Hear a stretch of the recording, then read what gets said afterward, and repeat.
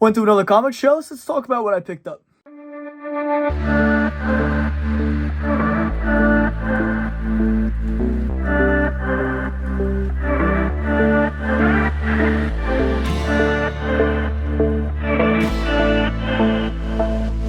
Alright, I went to the Philadelphia airport show this morning, and this video might come out a little bit later than that, but so let's talk about, I picked up a couple books, went to go see a dealer buddy of mine, some stuff like that, so we'll jump into the first thing I bought off of Dave was Mask of the Red Death. I believe this is actually a 4-color book, but it doesn't say that on the inside, and of course CLZ doesn't have anything after 62.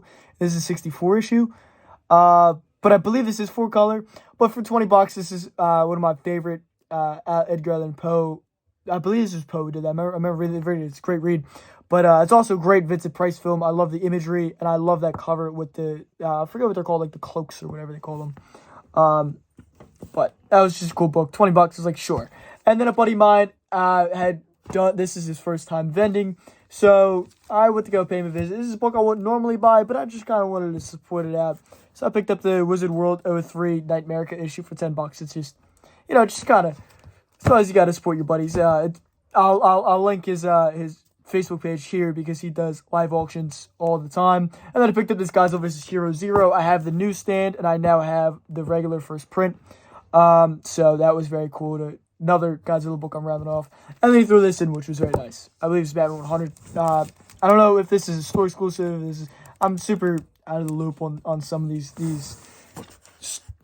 modern variants and stuff.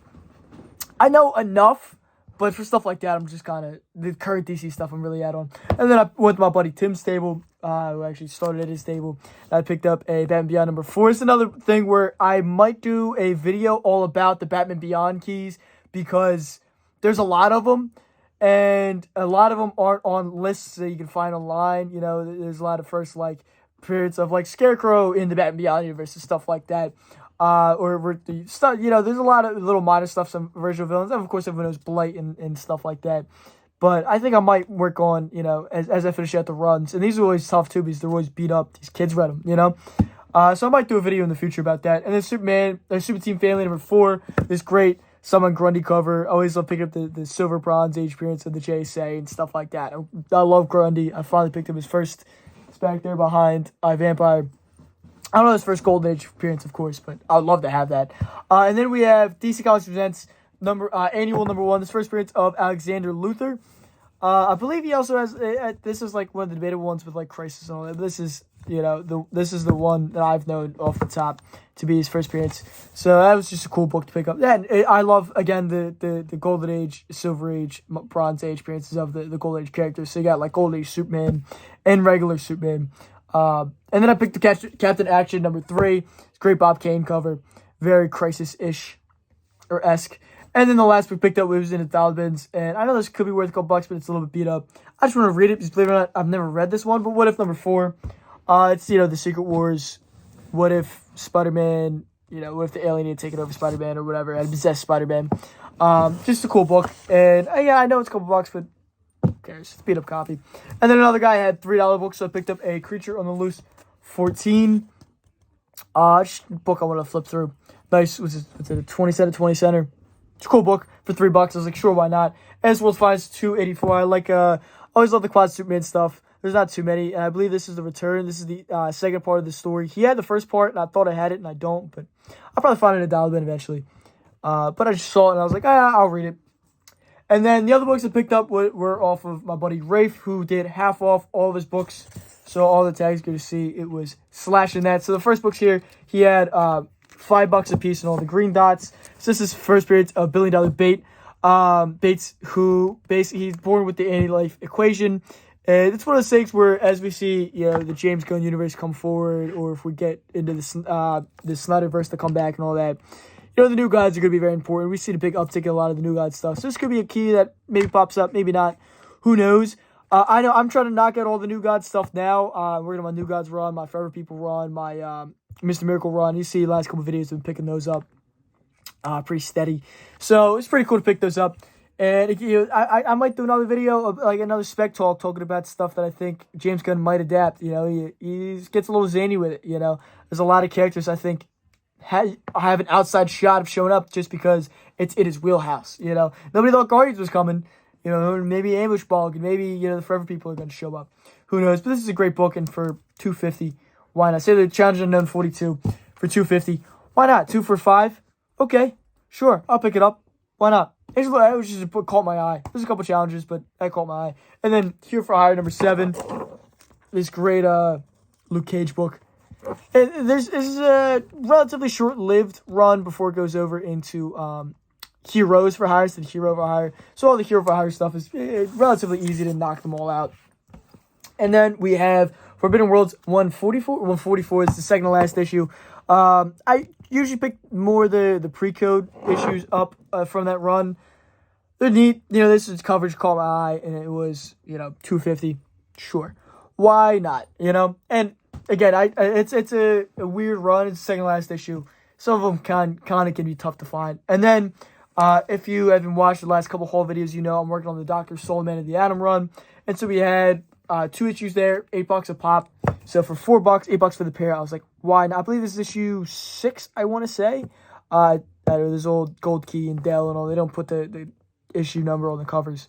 Because why would they? And I believe this is number 5 because this is the first time Dr. Solar dons his iconic suit. These great painted covers. Honestly, this is one of my favorite runs I'm working on right now because I've never read it. I've always wanted to read it. I've never read it, so I'm working on grabbing them all. And then when I'm done, I'll read them. I'll probably even crack my number 1 when I pick it up. I haven't got one yet. I don't really want to spend more than $100 for it, but I know it can go for $250 at times.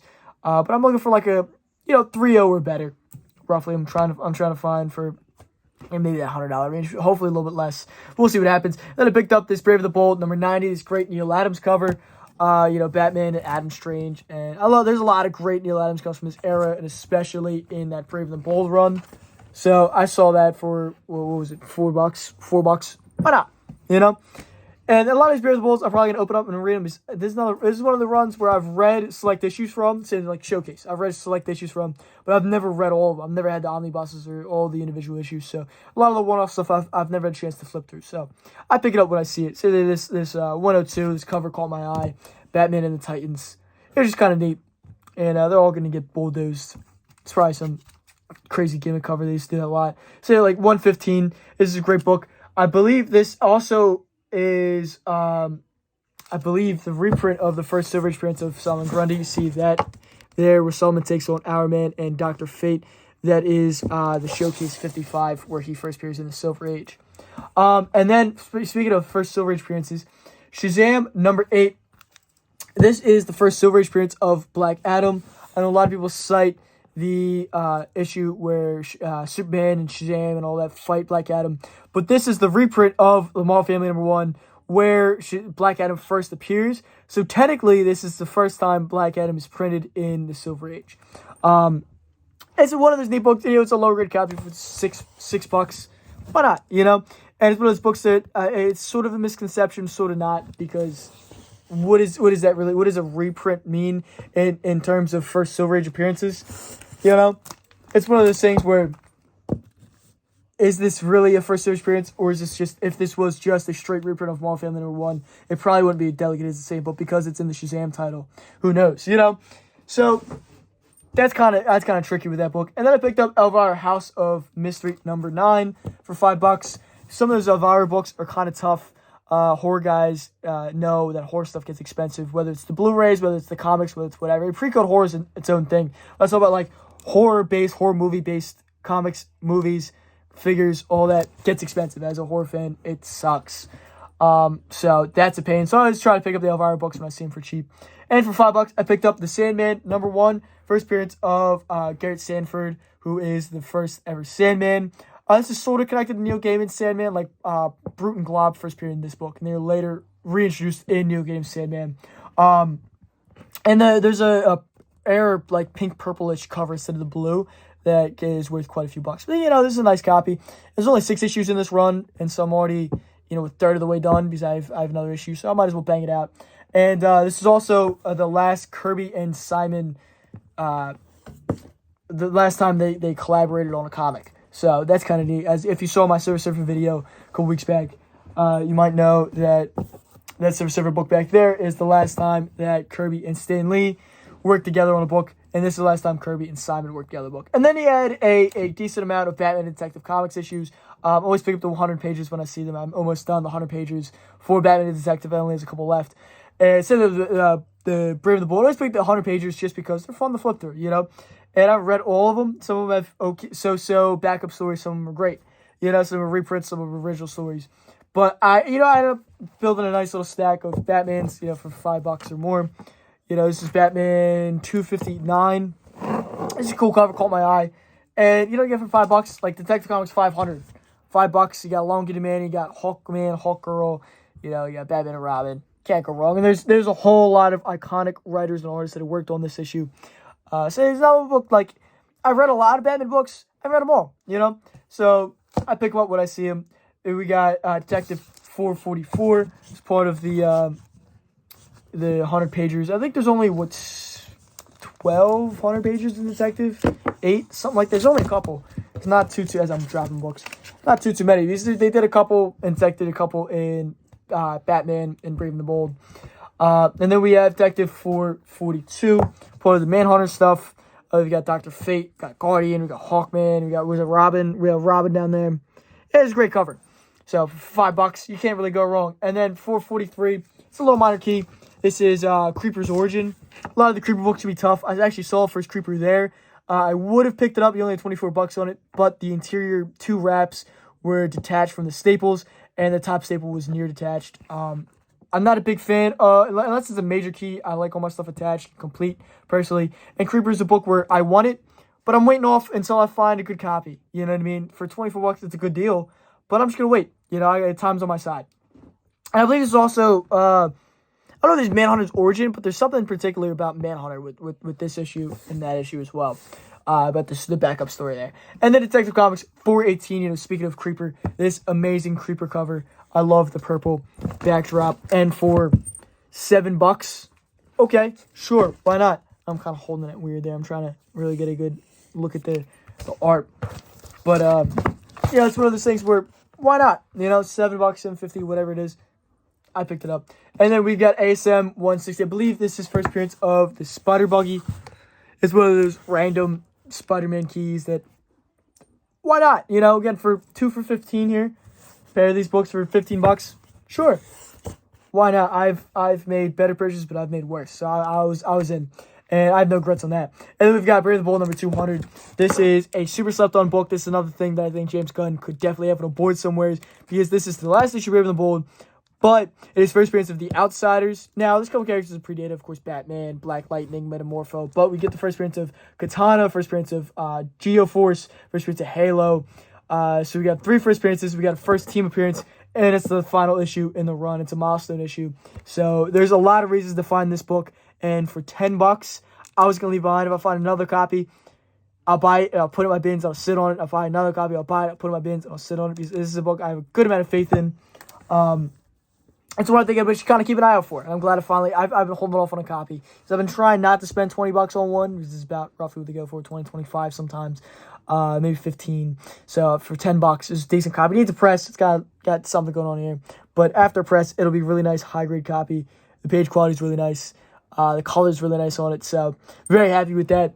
And then as we move on to the last couple books I picked up here, we've got Adventures into Fear, or Fear number 11. It's first appearance of Jennifer Kale. Jennifer Kale is rumored and possibly cast and already shot in Egg of the Harkness, Coven of Chaos. So this could definitely be a big book. I mean, look, it's got a tear up there, but for $10, I was not going to leave it behind. This is also first appearance of Thog, who's like a demon. This is, you know, the second Man-Thing issue in Fear, and it's also the first time the Nexus of Realities is ever mentioned in comics. Although I believe there's a something going on with the first Man-Thing where there's a Nexus thing, but this is the first time it's actually mentioned. So that was a great book for $10. I was not gonna leave behind. Then we got Batman 258. This is first appearance of the Arkham Hospital, later renamed Arkham Asylum. For $15, I was not gonna leave this behind. It's got a little issues going on here, but I think I'm gonna Bleedo that guy, blue LED, and get that out hopefully. And it's a pretty nice copy for $15. It's funny, at first I saw the coin, I'm like, is this, nah, it's not first coin. No, it is first Arkham Hospital later renamed Arkham Asylum. And it also blows my mind that, like, Batman 25, there's, like, Joker. I want to say it's the Penguin. It might be the Riddler or Scarecrow, but I believe I believe it's the Penguin, are, like, in prison. But it's not Arkham Asylum yet, you know? So it's kind of neat to see that it took them that long to finally get to what is known as Arkham Hospital, later Arkham Asylum. And then the last issue I picked up, the sort of key for the, I got a couple, like, decent little books, decent keys here. We've got the Outsiders and the first Arkham and stuff like that. But the real key was Batman number 62. This great Medusa cover. It is an amazing John Romita Sr. cover. One of my favorite Romita Sr. covers. It's one of those, like, iconic, minor ASM keys in that era of John Romita. It's a great book. I was super happy to pick it up. And he had 75 on it, and then he did half off. So for less than $40, it's a pretty nice copy. I was pretty happy to have it. This is not one where it might get bleed-o'd to get some of, bring some of the dirt out of the cover. Might get cleaned, might get pressed. I don't think I'll submit it, but I think I'm going to bleed it. I think I'm going to clean it, get some of the dirt out of the cover, pull some of it out, and be very, very happy with what I have. So, some decent books. It's an alright haul. The whole point of going was to, wish my buddy good luck on his first show. And I ended up buying, and hit up Rafe and his half-off bins. And I think I did pretty good for it didn't feel like a conjugal visit. It felt like a good comic visit. So I hope you guys enjoyed. Follow me here on Facebook and Instagram for more daily content. I'm always putting up all kinds of stuff. I got YouTube shorts coming out multiple times a day. I've got full videos coming out once, sometimes twice, sometimes three times a week.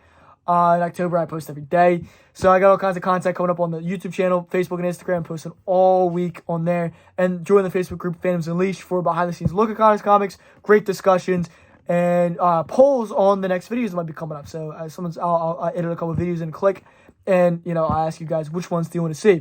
What's the next spec talks you want to see? What's the next character breakdowns, like the Silver Surfer video, and stuff like that. So hopefully you all enjoy it, and I'll catch you on the next one. That's all linked down in the description, and peace.